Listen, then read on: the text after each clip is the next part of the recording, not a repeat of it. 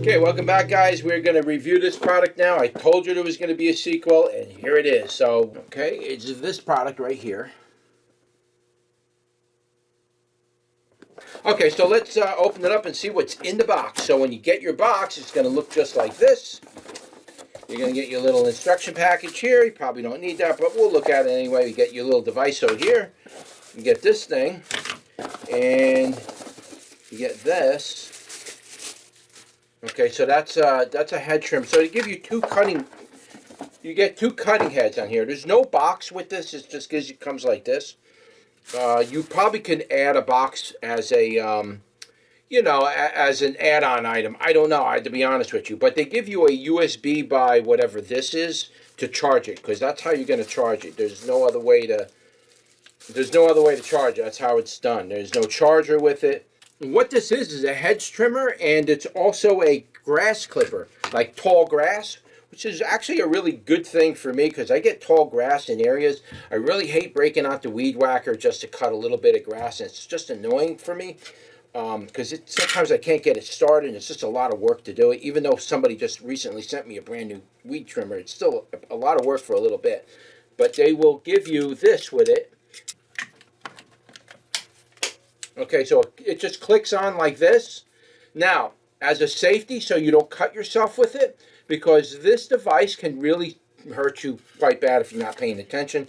I recommend anytime you're handling it, putting the pieces on and off, always leave this on here, because you just don't want to take a chance with something like this, okay? Because you can get hurt with it.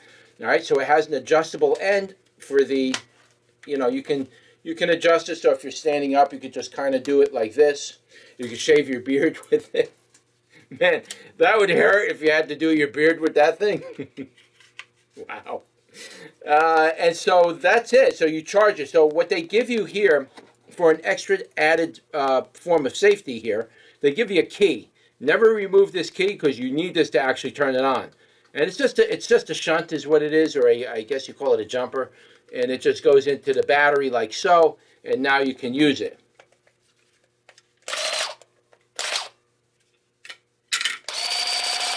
Look at that.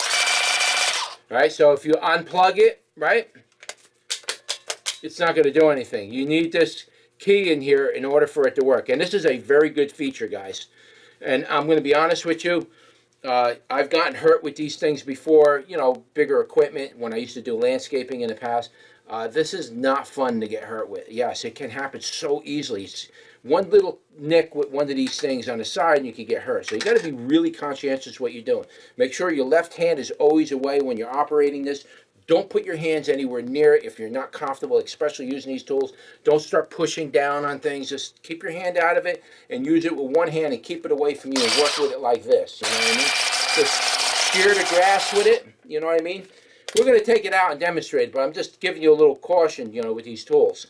So now that I showed you that, I want to remove this. So the way we're going to do that is pull a key out. All right? So now we're safe. Double check it. We're good. There's a couple buttons on the side here. You just pull that and the tip comes right off. Boom. Leave the guard on there as you're assembling it, just so you don't get nicked or anything. Just push that together, pop that in, take the guard off. Then you would take your key here and put that in, and now you can use it.